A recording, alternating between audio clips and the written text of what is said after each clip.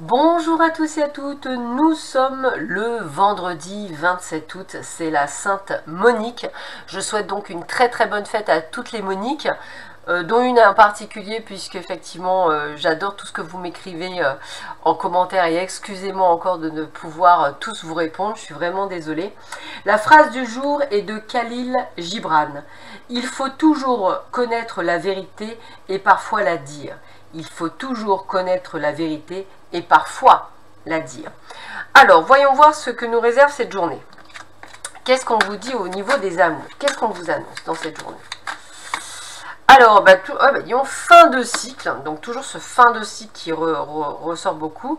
On a une atmosphère plutôt chaleureuse, détendue, donc on est prêt peut-être à ouvrir, oui, on est prêt à ouvrir son cœur pour accueillir une âme sœur, donc ça c'est plutôt sympathique. Ça veut dire quoi?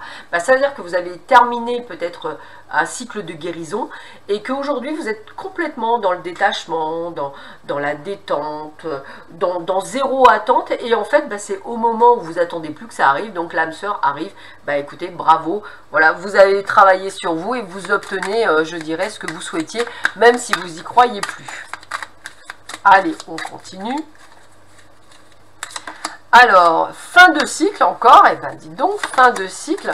Alors, fin de cycle cette fois-ci au niveau du travail, parce que effectivement vous avez décidé d'être dans l'abondance. Donc peut-être qu'effectivement aujourd'hui ce que vous gagnez au niveau de votre entreprise, peut-être avez-vous demandé une augmentation qui vous a été refusée après tant d'années sous des prétextes aléatoires et farfelus, puisque peut-être avez-vous vos collègues qui eux ont eu le droit à une augmentation et pas vous, toujours pareil, alors que vous faites le travail des autres, cela vous invite effectivement à dire d'arrêter d'être fidèle à des personnes qui ne vous le rendent pas, et peut-être il est temps de passer à autre chose.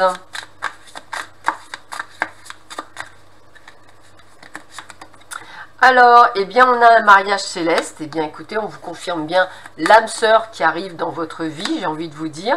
Alors, on vous dit bien qu'effectivement, on était bien dans cette fin de cycle, mais comme vous êtes ancré, je dirais, à la terre, il y a les choses qui se mettent en place pour vous. Donc moi ce que j'ai envie de vous dire c'est que vous avez vraiment ce côté de changement de fin de cycle qui est très clair. On arrête quelque chose pour recommencer quelque chose. Que ce soit au niveau... Alors moi je vais même aller sur le spirituel pour le mariage céleste.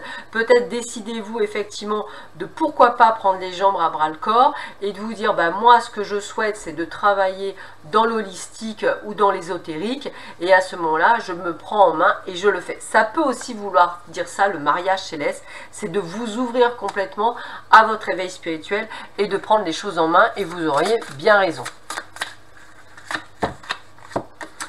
Chakra du troisième œil, alors c'est bien parce que je parlais d'éveil spirituel, voilà.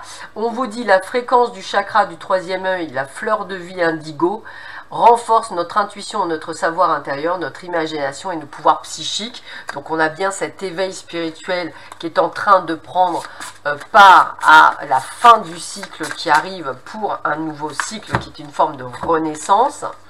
Avec Pono, on vous parle de flexibilité, d'harmonie et de sagesse. Donc c'est des mots qu'on a retrouvés durant cette semaine.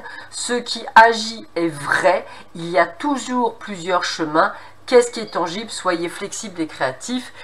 Voilà, il y a bien plusieurs chemins, il y a bien plusieurs possibilités. C'est vous seul qui pouvez le mettre en place et il suffit simplement de décider et de le faire. Donc soyez flexible et soyez prêt au changement. On a la sagesse, encore une fois, avec l'éternité.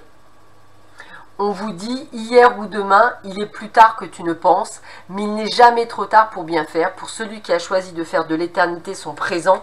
Donc on vous dit bien que, écoutez, c'est pas la peine de remettre à demain ce que vous pourriez faire aujourd'hui. Peut-être est-il temps de le mettre dans l'instant présent, au lieu de perdre encore du temps. Et on continue. On vous dit quoi? Épanouis-toi, c'est un très joli message. Tu es exactement là où tu dois être et ta destinée de ressentir combien la pulsion de vie que tu abrites est belle et joyeuse. Bon voilà, le message est clair, changement, transformation, fin de cycle, vous êtes prêts, alors allez-y. Je vous souhaite une belle journée, à demain matin, bon petit café, au revoir.